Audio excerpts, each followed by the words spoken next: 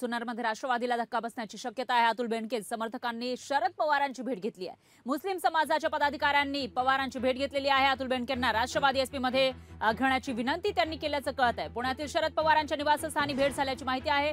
तर अतुल बेनके अजित पवारांची साथ सोडणार का अशी चर्चा यामुळे सुरू झाली आहे।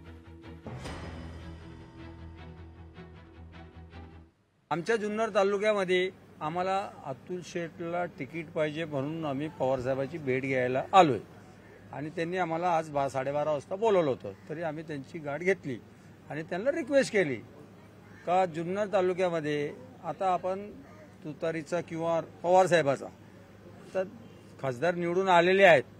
आता आमची अडचण अशी आहे का आम्हाला अतुल शेठ तिथं आमदारकीचं तिकीट त्यांना पाहिजे।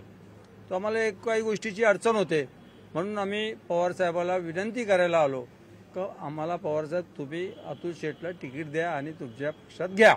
यासाठी सगळे लोक आलेले होते, परंतु साहेबांनी सांगितलं की आम्ही याचा नक्कीच तुमचा विचार करू। लोकशाही मराठी ऐका, पहा, जागरूक रहा।